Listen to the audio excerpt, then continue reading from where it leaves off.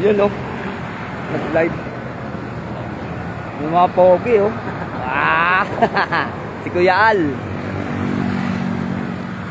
Yan to si paring Chris. Yun mga idol, dito tayo sa botanical shop. Yan, tignan nyo. Dito lang to sa Marilaki mga idol. Medis na. Yung mga halaman na binibenta ni Kuya Al. So bale ito yung partner ko sa business, si Kuya Al. Partner natin sa business.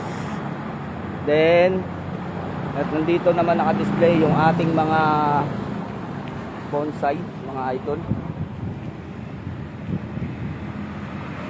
So yan. Si Kamuning Bilog. Ito yung ating Kamuning Bilog. So dito, kasama siyang naka-display dito. Ito yung gagawin nating shop mga idol. So yan, malawak yan. Napakalawak ng loob. Ito, naghihintay na siya, si Pudo. Pudo Corpus. So naghihintay na siya makat para gagawin natin bonsai. So ito yung ating literate mga idol na bonsai Ficus nana na ginawa natin kahapon. So nandito na siya sa shop. At ito naman yung ating Pokyan tea. Yan, may libre pang ano, may libre pang buko. So yan na yung Pokyan tea natin mga idol. So yan, dito natin sa shop dinala. Ito na, start na to mga idol.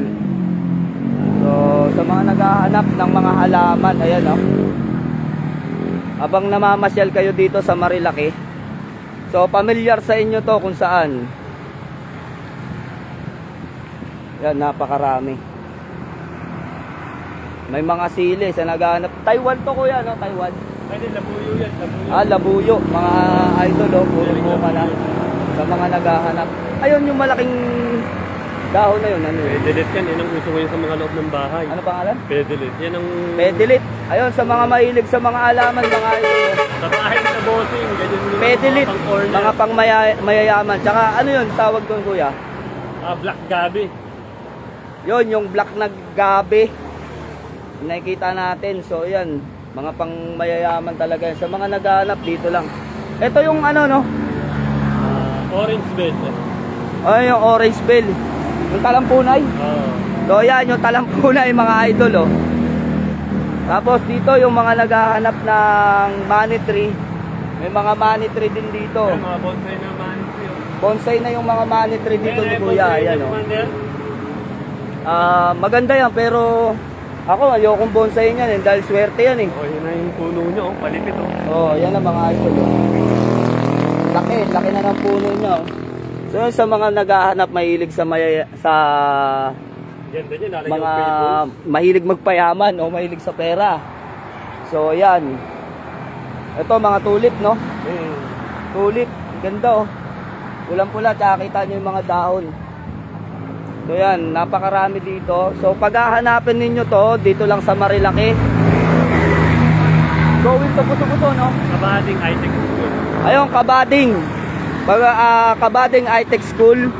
So nakikita nyo yung mga bilihan na yan ng mga prutas.